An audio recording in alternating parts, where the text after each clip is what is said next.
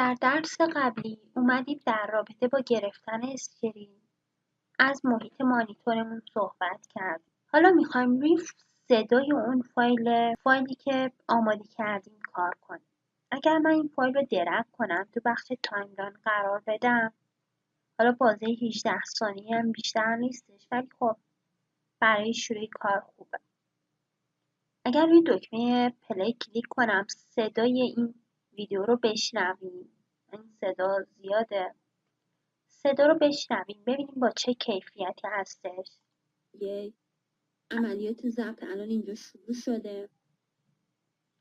من هر قسمت سیستم که کلیک کنم در حال ضبط هستش و از اون صفحه و از اون مانیتور تو اون قسمت داره فیلم تهیه میکنه.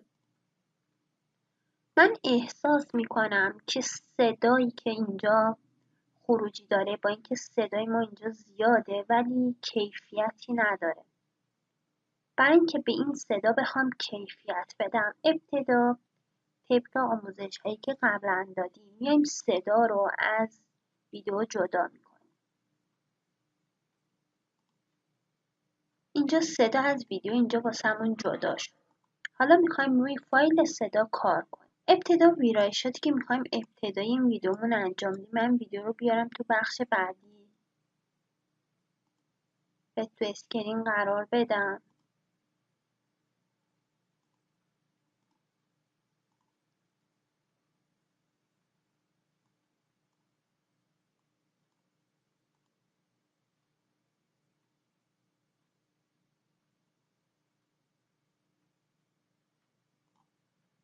خیلی. حالا میخوایم روی کیفیت صدا کار کنیم. میام روی فایل صدا کلیک میکنم، از لیست آپشن تو این قسمت یه سری تغییراتی که میتونم بهش بدم، این که فید اینو فید اوت بدم که معمولا واسه زمانی که صدا آغاز میشه به آرامی آغاز بشه، زمانی که صدا پایان پیدا میکنه به آرامی صدا کم بشه. اما ما اینجا میخوایم کیفیت صدا رو کار کنیم. برای اون میام از قسمت ساند میکسر استفاده میکنیم. روی ساند میکسر که کلیک کنیم یک چنین کادری برام نشون داده میشه. تو این قسمت من میتونم کیفیت صدامو مشخص کنم. ابتدا اگر اینجا الان پلی کنیم، عملیات ضبط الان اینجا شروع شده. من هم به این صورت. ابتدا اگر اینجا من این ولوم صدا رو افزایش بدم، کیفیت صدا افزایش پیدا میکنه. من خط زمان رو به ابتدا قرار میدم، افزایش میدم که این کار رو به صورت دستی هم روی این فایل صوتی میتونم انجام بدم. این که تو این قسمت و این قسمت این نقاط رو ببرم بالا و تا جایی که ممکنه به سطح بالا جابجاش کنم. حالا اگر پلی کنیم، عملیات ضبط الان اینجا شروع شده. من هر قسمت سیستم که کلیک کنم ببینیم کیفیت صدا خیلی بهتر شد. مجدد اگر کلیک راست کنم روی فایل ویدیو، adjust volume داریم. اینجا تا نقطه 100 واسمون مشخصه. من اینو تا 500 میتونم افزایشش بدم. تا 500 زیاد میکنم، روی اوکی کلیک میکنم. مجدد خط زمان رو به ابتدا برمیگردونم و پلی میکنم. عملیات ضبط الان اینجا شروع شده. من هر قسمت سیستم که کلیک کنم میبینیم کیفیت صدا خیلی بهتر از قبل شد و کیفیت الان خیلی بهتره. در حال ضبط هستش و از اون صفحه و از اون مانیتور تو اون قسمت داره فیلم تهیه میکنه. حالا اگر بخوایم یک صدای دیگه پس زمینه صدامون اجرا بشه چطوریه؟ من این کادر رو میبندم، یک صدا انتخاب میکنم. حالا یه مقدار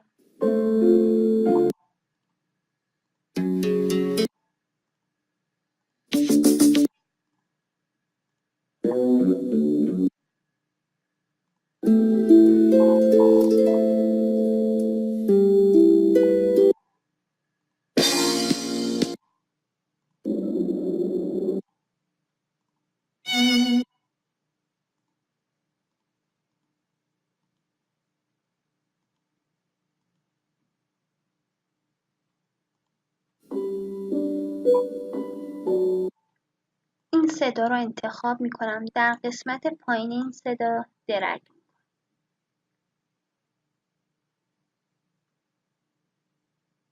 این صدا رو و این ویدیو رو یه مقدار به جلو قرار میدم. یکی از ویدیوهایی که حالا تو سمپل داریم، به عنوان مثال این ویدیو حالا برای شروع کار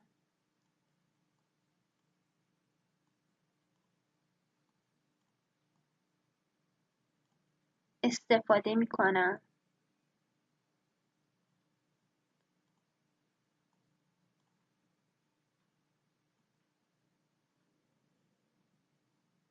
بین این دوتا صدا، بین این ویدیو و این ویدیوی خودمون یک فیلتر قرار میدیم یا ترانزیشن، ببخشید یک ترانزیشن اینجا قرار میدم.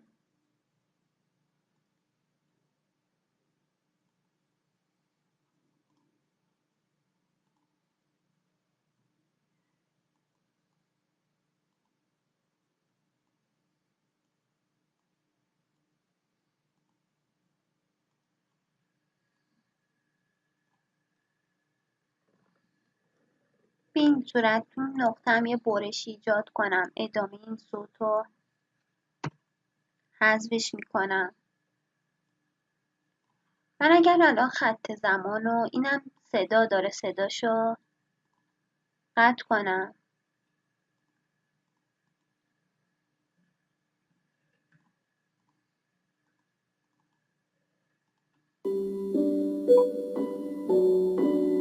یک عملیات ضبط الان اینجا شروع شده.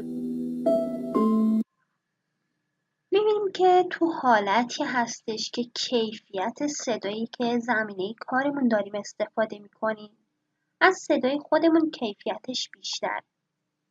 بعد روی این صدا کار بشه. برای انجام این کار روی صدا کلیک می‌کنیم و ساند میکسر رو انتخاب می‌کنیم.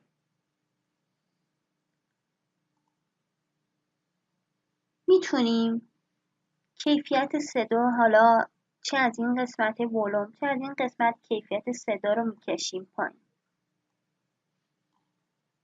الان اگر خط زمان رو به ابتدا برگردیم و پلی کنیم،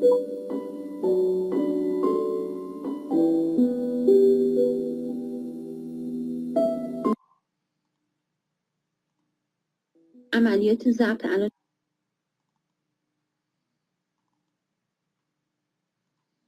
شروع شده. من هر قسمت سیستم که کلیک کنم می‌بینیم که صدا داره اجرا میشه و اما کیفیت صدا خیلی پایین. و اگه کیفیت صدا رو یه مقدار بیشتر کنیم، این خط رو یه مقدار، اگر مجدد خط زمان رو به ابتدا برگردونیم و پلی کنیم تا کیفیت صدا رو ببینیم،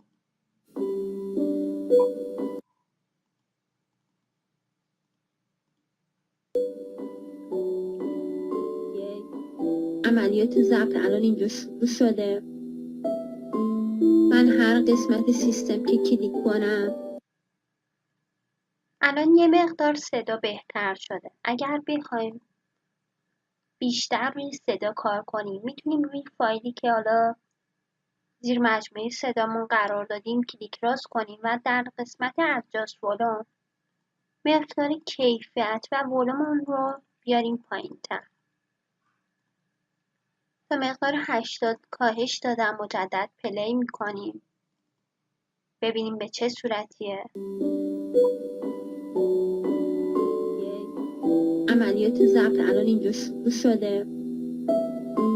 من هر قسمت سیستم که کلیک کنم آموزش یاد گرفتیم که چطوری بتونیم کیفیت صدا رو زیاد کنیم یا کیفیت صدا رو کم کنیم. در حالتی هم که بخوایم یک حالتی رو ایجاد کنیم که در ابتدا صدا از کم به زیاد افزایش پیدا کنه و در انتها صدا از زیاد به کم کاهش پیدا کنه، باید فید ایجاد کنیم. مثلا برای این صدا من اگر اینو یک مقدار به سمت راست برگردونم و نقطه شروع هم از پایین باشه، صدا از کم به زیاد میشه و برای این قسمت هم دقیقاً به همین صورت، چون صدای زیر صدامون هستش باید در قسمت پایین‌تر قرارش بدم.